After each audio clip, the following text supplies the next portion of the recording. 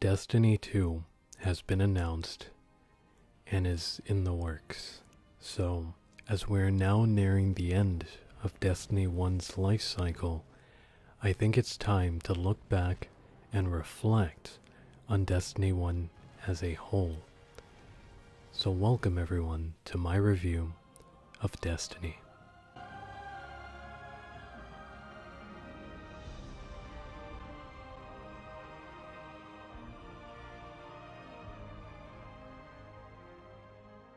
So let's start off at the beginning with Bungie, the makers of Destiny, and also the makers of quite possibly one of the greatest shooters of all time, Halo.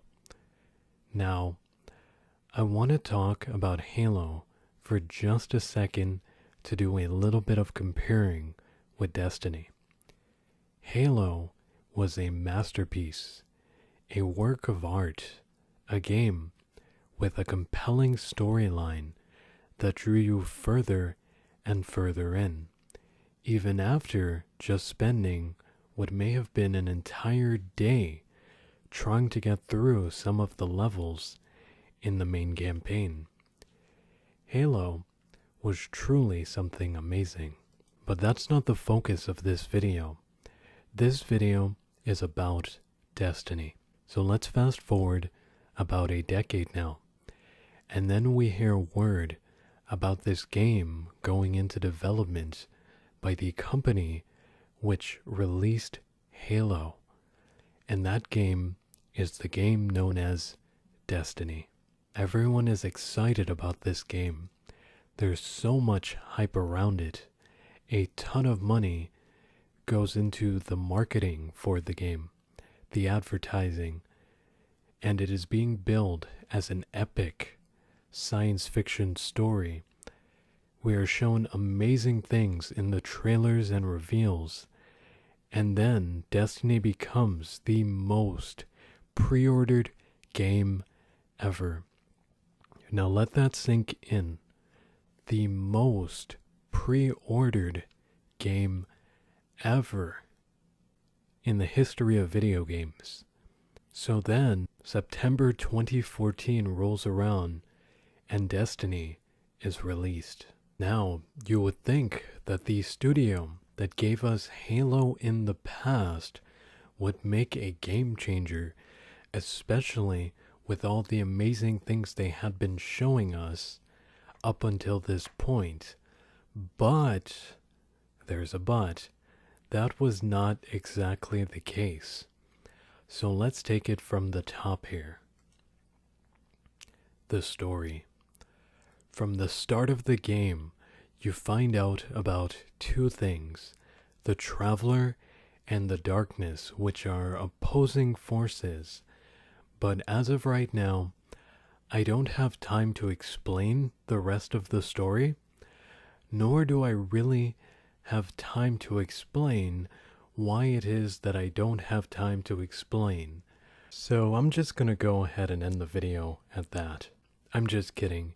You're probably wondering for a minute there, what kind of a review is this? And that is my point exactly. That's what Destiny did in the game when it came to explaining the actual story. Whenever we had a cutscene giving us the opportunity to understand what it was that was really going on within the story, the characters would actually say, I don't have time to explain the whole idea behind what it is that you're actually doing in this game. Something like that from Bungie, might I remind you. And in this game, that's just disappointing, and well, that's putting it lightly. We haven't got much time.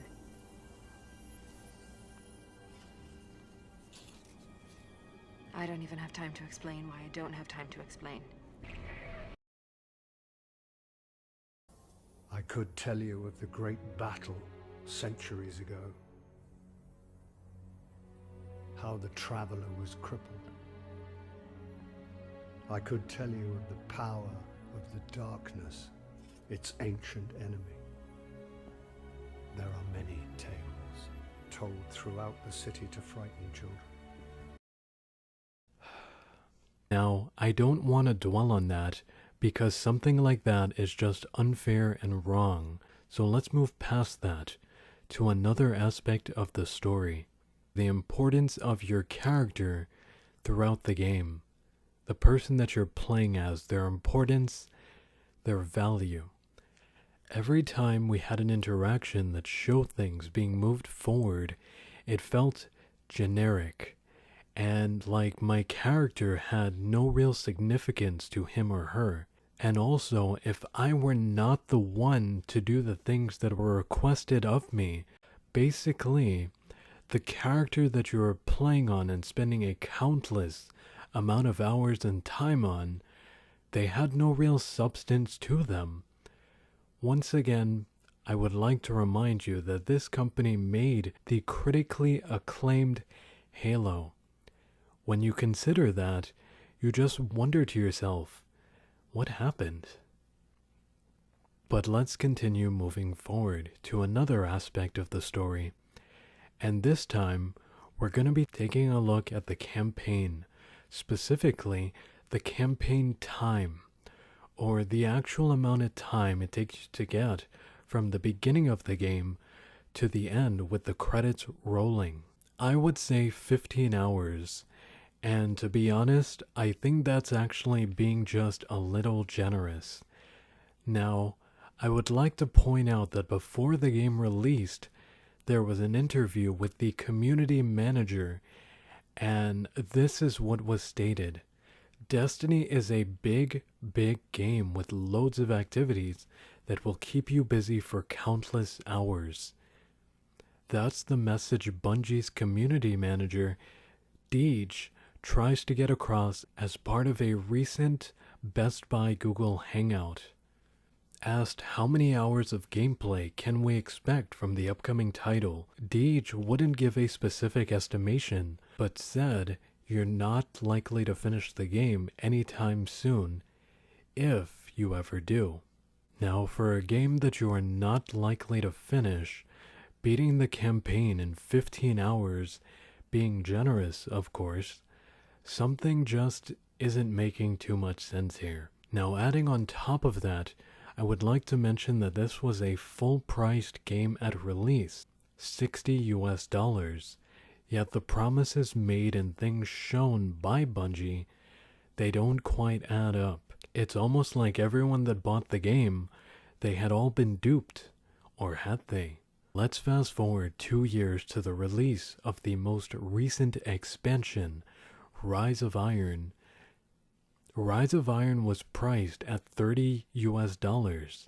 Now, taking everything into account that I've mentioned up until this point, you would expect to get content that is, at the very least, worth the actual price it is that you are paying. And since they didn't quite seem to get it right at launch, you're probably thinking, hey, here's where they're going to redeem themselves. Well, let me tell you, they don't.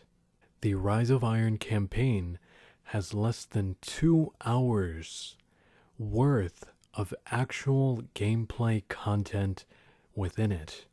It's filled with cutscenes of characters that we know nothing about, nor really care for because they have no real value to us.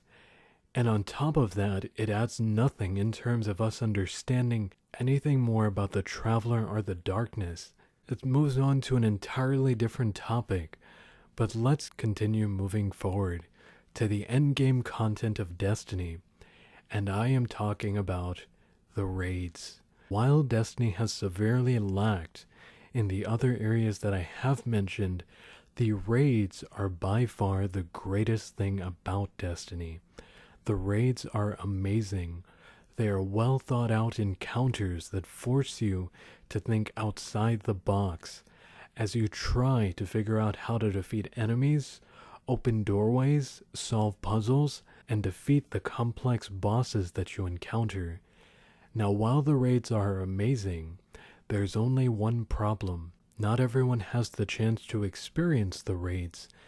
Out of all the players that play Destiny, only a small fraction of that even had the opportunity to experience a raid because it is endgame content, and on top of that, because of how flawed the entire system is. Basically, in order to enter a raid, you need a fire team of 6 people with endgame level armor, and there's no way for you to get that team together within the actual game.